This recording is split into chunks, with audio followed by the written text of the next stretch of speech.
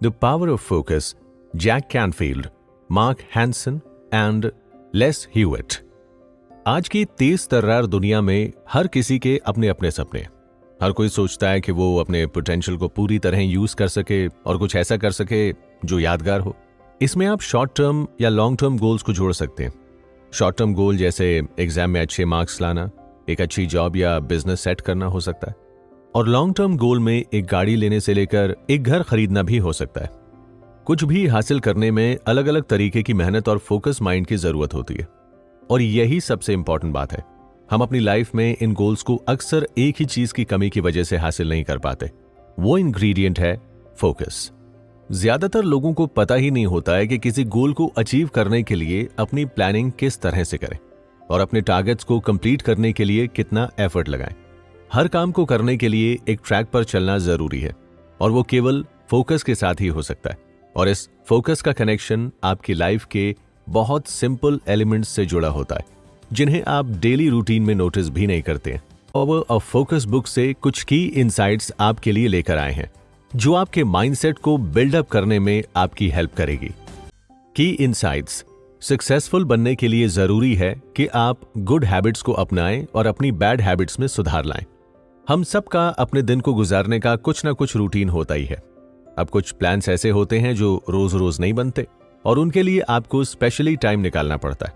लेकिन वहीं दूसरी तरफ कुछ ऐसी चीजें होती हैं जो आपके शेड्यूल का परमानेंट पार्ट होती है। जैसे हर दिन आप उठकर ब्रश करते हैं, नहाते हैं, अच्छे से ड्रेसअप होते हैं और नाश्ता करते हैं। चांसेस ये हैं कि आप इन चीजों को डेली करते हैं, तो इनके बारे में सोचने की बिल्कुल भी जरूरत नहीं होती होगी। ऐसा इसीलिए क्योंकि आप इन्हें रोज करते हैं और ये आपकी हैबिट बन चुकी होती है। लेकिन हमारी कुछ ऐसी भी हैबिट्स हैं जो हमें एक अच्छे रास्ते पर चलने से रोकती हैं, और जिनकी वजह से हमारा बहुत सा काम अटक जाता है। छोटी छोटी चीजें जैसे अपनी कार की चाबियां भूल जाना, बहुत ज्यादा जंक फूड खाना, टाइम से नहीं सोना, ये सब आगे चल के आपके मोमेंटम को खराब कर सकती है। तो ये बात तो साफ है कि आपकी हैबिट्स ही आपकी लाइफ की क्वालिटी को डिसाइड करेंगी, और अगर आपको अपना फ्यूचर अच्छा करना है तो इन आदतों पर काम करना पड़ेगा। अपनी अच्छी आदतों को कंटिन्यू रखिए और कोशिश करिए कि आप बैड हैबिट्स में भी सुधार कर सकेंगे। सबसे जरूरी है इन खराब आदतों को आइडेंटिफाई करना, फिर उनके होने के चांसेस को धीरे धीरे कम करते जाना। एग्जाम्पल के लिए, यदि आप वीक में हर दिन लेट सोकर उठते हैं तो कोशिश करिए एटलीस्ट एक दिन जल्दी उठें, फिर धीरे धीरे उसे बढ़ाते जाइए। फिर नेक्स्ट स्टेप आता है उनके होने के ट्रिगर्स को पहचानना, कि आखिर आप उन बैड हैबिट्स को परफॉर्म ही क्यों करते हैं। जैसे लेट सोकर उठने की क्या वजह है? कहीं आपका देर तक मोबाइल चलाना तो नहीं? आपको उस ट्रिगर को सिर्फ पहचानना नहीं है, बस उसे कम करने की कोशिश भी करनी है। की इनसाइट। अपनी नेचुरल स्ट्रेंथ्स के साथ कॉम्प्रोमाइज मत करिए। उन फील्ड्स को सिलेक्ट कीजिए जिनके लिए आप बने। हर कोई चाहता है कि लोग उनके बारे में बात करें और उनके नाम को जाने, लेकिन आप ही सोचिए कि आप किसी ऐसी चीज के लिए जाने जा सकते हैं जो आपको आती ही नहीं हो। अब अगर सचिन तेंदुलकर क्रिकेट को नहीं चुनते तो क्या आज उनका इतना नाम होता? अगर शाहरुख खान एक्टिंग की दुनिया में कदम नहीं रखते तो क्या उनका इतना नाम होता? नहीं ना। तो ये एक सिंपल सी बात है। आपको लाइफ में हर चीज में परफेक्ट होने की जरूरत नहीं है। यहां तक कि आपको केवल उन्हीं चीजों पर ज्यादा खास ध्यान देना चाहिए जिनमें आपकी स्ट्रेंथ है। लेकिन बहुत से लोग उन एरियाज में काम करते हैं जो उनकी नेचुरल स्ट्रेंथ के बाहर होते हैं। तो फिर इस कही गई बात का क्या फायदा? मैं बताता हूं। मान लीजिए कि आप अपनी 11th और 12th क्लास में, और आपके पेरेंट्स ये फैसला करते हैं कि अब आप IIT की तैयारी करेंगे, और भले ही आपका मन स्पोर्ट्स में जाने का हो, लेकिन अपने पेरेंट्स के लिए आप इसे एक्सेप्ट कर लेते हैं। मैं आपको गारंटी दे सकता हूं कि भले ही आप शुरुआत में इस प्रिपरेशन को ठीक से कर लें, लेकिन जैसे जैसे आप अपनी जर्नी में आगे बढ़ेंगे आपको फील होगा कि आपकी प्रोग्रेस नहीं हो पा रही है। और इसका सीधा रीजन यही है कि आप एक ऐसी चीज में अपने एफर्ट्स डाल रहे थे जिसमें आपकी स्ट्रेंथ और मन दोनों ही नहीं थे। वहीं अगर दूसरी तरफ यही एफर्ट्स अगर आपने अपनी फील्ड में लगाए होते जिसके लिए आप नेचुरली प्रोग्राम थे, तो आपकी जर्नी कभी भी बीच में नहीं रुकती और आप इसमें कामयाब होते। अब आपने अपनी फील्ड चुन ली है, लेकिन इस केस में भी चैलेंजेस तो आएंगे। अक्सर लोगों के मन में सवाल आता है कि आखिरकार हम अपने काम को कैसे मैनेज करें और उस टास्क को कैसे ढूंढें जिसको सबसे ज्यादा प्रायोरिटी देनी चाहिए। ऑथर कहता है इसका एक आसान सा तरीका है, जब भी आपको अपनी टॉप प्रायोरिटी ढूंढने में दिक्कत आ रही हो तो आपको खुद से कुछ सवाल पूछने हैं और इनमें से किसी एक आंसर को चुनना है। पहला है डंप करना। खुद से पूछिए कि क्या ये काम जरूरी है और क्या इसके कुछ फायदे हैं। अगर नहीं तो इस काम को डंप कर दीजिए। दूसरा है काम को डेलीगेट करना। अगर आपको लगता है कि ये काम कोई और इंसान बेहतर तरीके से कर सकता है तो अच्छा होगा कि आप उसे ये काम पास कर दें। इसी टेक्निक को डेलीगेट करना कहते हैं। तीसरा है काम को डिफर करना। खुद से पूछिए कि क्या ये टास्क अर्जेंट है और अगर नहीं तो क्या इसे कुछ टाइम आगे शिफ्ट किया जा सकता है। अगर हाँ तो ऐसा कीजिए। और सबसे एंड में वो काम जो बहुत अर्जेंट है और उसे डिफर नहीं किया जा सकता तो उसे तुरंत करना स्टार्ट कर दीजिए। अपने टैलेंट और स्ट्रेंथ को पहचानना बहुत जरूरी है। हर कोई दुनिया को अपने हिसाब से बदलता है। अगर हम सब एक ही काम करने लगेंगे तो दुनिया में कभी भी कोई इनोवेशन नहीं होगा और हम एक ऐसी लाइफ जिएंगे जिसके लिए हम बने ही नहीं हैं।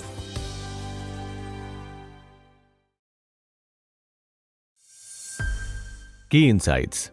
किसी भी क्राइसिस को एक प्रॉब्लम सॉल्विंग अप्रोच के साथ ठीक करने की कोशिश करिए। आपके मन में पहला थॉट क्या आता है जब आपसे कोई फेलियर या सेटबैक की बात करता है? अब ये सेटबैक अलग अलग तरीके से हो सकते हैं। शायद किसी इंपॉर्टेंट एग्जाम में फेल होना या पैसे का नुकसान हो जाना या फिर कोई चोट लग जाए। लाइफ में कभी भी कुछ भी हो सकता है जिसको प्रिडिक्ट करना बहुत मुश्किल है। कब कौन सी प्रॉब्लम सामने आ जाए आप कह नहीं सकते, लेकिन हर एक प्रॉब्लम में एक चीज तो कॉमन होती है, आपका ये महसूस करना कि चीजें मेरे हिसाब से नहीं हो रही हैं। कोई भी प्रॉब्लम हो, उसका कुछ भी सिनेरियो हो, लेकिन किसी भी बड़ी प्रॉब्लम से निकलना एक सरदर्द भरा काम है और किसी भी क्राइसिस से बाहर निकलने में हमेशा आपका माइंडसेट और अप्रोच मैटर करती है।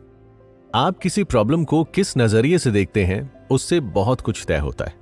एक रास्ता तो यह है कि आप एक शुतुरमुर्ग की तरह उस प्रॉब्लम से निपटने के लिए कुछ भी ना करें और बस अपना सर जमीन में धंसा लें, या फिर दूसरा रास्ता यह है कि आप अपने इमोशंस को कंट्रोल करें और उस प्रॉब्लम को सॉल्व करने के लिए एक सही तरीका ढूंढें। अगर आपके अंदर एक प्रॉब्लम सॉल्विंग अप्रोच होगी तो आप लाइफ में किसी भी क्राइसिस से निपट लेंगे। लेकिन इसमें एक बात और भी है, हर प्रॉब्लम चुटकी बजाकर ठीक नहीं हो जाती। हर प्रॉब्लम का अपना एक यूनिक सोल्यूशन होता है और कभी कभी उस तक पहुंचने में काफी टाइम भी लग सकता है। जरूरी यह है कि आप उससे निपटने का एक प्रोसेस तैयार करें और उसके एग्जीक्यूशन पर ध्यान दें। आगे से जब भी आप किसी प्रॉब्लम में हो तो खुद से कुछ सवाल पूछिए और उनका आंसर नोट करिए। सबसे पहला सवाल तो यही है कि आपको खुद की प्रॉब्लम को पहचानना है। उसके बारे में एक छोटा सा डिस्क्रिप्शन लिखिए। इसके बाद आपको खुद समझ आ जाएगा कि इसे ठीक करने के लिए आपको क्या स्टेप्स लेने हैं। नेक्स्ट स्टेप में जरूरी है कि आप पोटेंशियल सोल्यूशन से जुड़ी इंफॉर्मेशन इकट्ठी करें ताकि ये कंफर्म हो सके कि क्या वाकई इस अप्रोच से प्रॉब्लम सॉल्व हो सकती है या नहीं।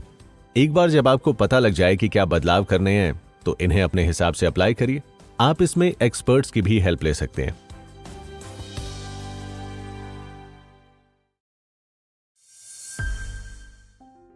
की इनसाइट्स। फ्यूचर में सक्सेस के लिए अच्छे रिलेशनशिप्स मेंटेन करना एक हेल्पफुल प्रोसेस हो सकता है। माना कि हर सिचुएशन से आप कुछ ना कुछ सीखते हैं, लेकिन एक्सपीरियंसेस के साथ साथ लोगों के सपोर्ट की भी उतनी ही इंपॉर्टेंस है। आप किसी बिजनेस को सेटअप करने के बाद उससे केवल प्रॉफिट जनरेट कर सकते हैं, लेकिन अगर आप किसी एक के साथ अच्छा बॉन्ड बना लेते हैं तो वो आपके लिए और भी ज्यादा नए मौके बनाकर दे सकता है। अब इसका यह मतलब नहीं है कि आप हर किसी के साथ इमोशनल होकर एक बॉन्ड बना ले। ऑथर यहां पर इस बात को जोर देकर कह रहे हैं कि एक अच्छा रिलेशनशिप, एग्जाम्पल के लिए एक बिजनेस रिलेशनशिप, आपको एक अच्छी डील के मुकाबले कई ज्यादा गुना फायदे दे सकता है। मान लीजिए कि आप एक कंपनी के फाउंडर हैं, आपने मार्केट में अपना नाम बनाया है, आपके प्रोडक्ट्स काफी रिलायबल माने जाते हैं और आपके काफी सारे लॉयल कस्टमर्स हैं। कुल मिलाकर बिजनेस काफी अच्छा चल रहा है। अब मान लीजिए कोई दूसरा एंटरप्रेन्योर आपसे अपने खुद के प्रोडक्ट को बनवाने के लिए हेल्प मांगने आता है और आप एक अच्छा रिलेशन बिल्ड करते हुए एडवाइस करते हैं और आप उसकी हेल्प करते हैं। अब आगे चलकर यही एंटरप्रेन्योर एक मल्टी-मिलियनर डॉलर कॉन्ट्रैक्ट हासिल करता है और फिर आपको कॉल करता है। उस कॉल पर वो आपको बताता है कि कैसे आपकी हेल्प से आज वो ये हासिल कर पाया है और एक टोकन के तौर पर वो आपको अपनी कंपनी के प्रॉफिट में हिस्सेदार बनाना चाहता है। अब सोचिए, आप दोनों का रिलेशन एक कोलैबोरेशन के तौर पर शुरू हुआ था और अब ये कहां से कहां पहुंच गया। जब बिजनेसमैन रिलेशनशिप्स पर फोकस करते हैं तो साथ मिलकर बड़ी चीजें करते हैं। जरूरी है कि आप अपने पास्ट और प्रेजेंट रिलेशनशिप्स को एनालाइज करें और ऐसे स्पेसिफिक पॉइंट्स लिखें जिनसे ये रिश्ते और अच्छे हो सकें। याद रखिए, कोई भी लॉन्ग टर्म रिलेशनशिप्स किसी ना किसी तरह आपके काम जरूर आता है।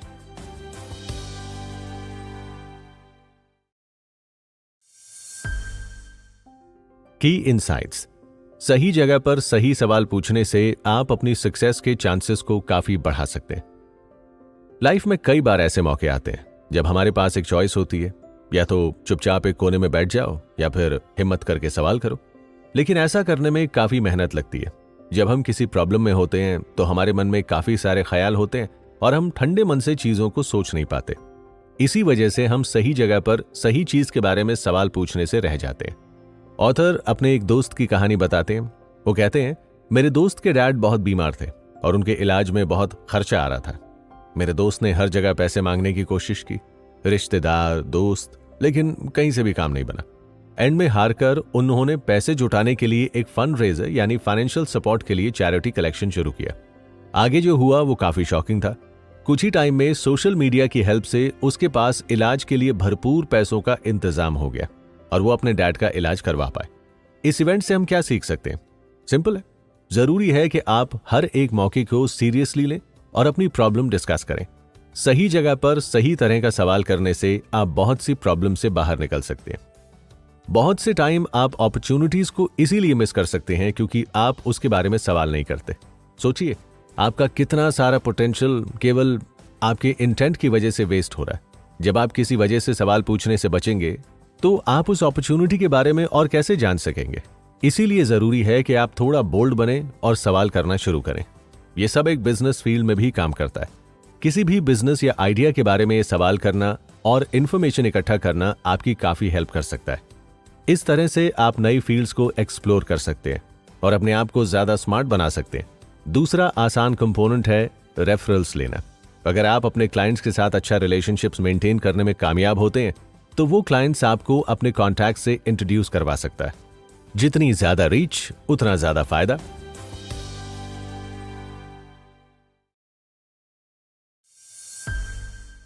की इनसाइट्स। पर्पस के साथ जीने से आप लॉन्ग टर्म सक्सेस और फुलफिलमेंट हासिल कर सकते हैं। जरा खुद ही सोचिए, अगर आज आपकी लाइफ में कोई मोटिव ना हो तो आप क्या करेंगे? आप अपने एक्शंस को कैसे प्लान करेंगे? अपनी एनर्जी को कैसे और कहां इन्वेस्ट करेंगे?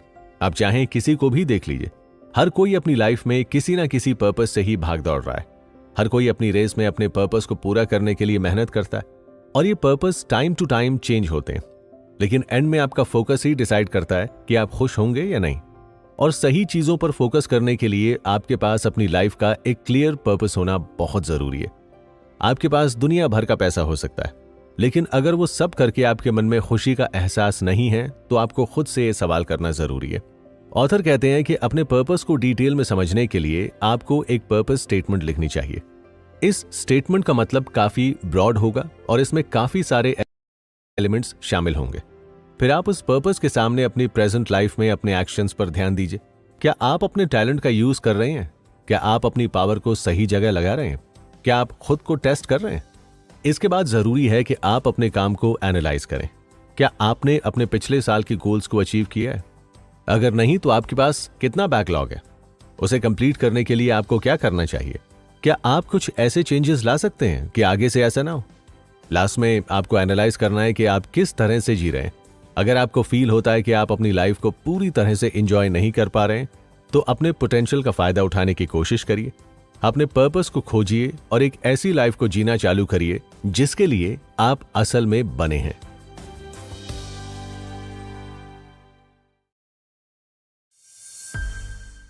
लाइफ में अपने पोटेंशियल को हासिल करने के लिए आपको अपने एक्शंस को सही डायरेक्शन में लगाना सीखना होगा। अगर आप अपने नेचुरल टैलेंट और अच्छी हैबिट्स पर फोकस कर लेते हैं तो आप अपनी लाइफ को एक प्रॉपर प्रोडक्टिव ट्रैक पर ला सकते हैं। उम्मीद है आपको ये कुकू एफएम बाइट पसंद आई होगी। अगर आप इस मैकेनिज्म को और भी अच्छे से जानना चाहते हैं तो इस बुक की कंप्लीट ऑडियो बुक सुन सकते हैं, जिसका लिंक आपको डिस्क्रिप्शन में मिल जाएगा।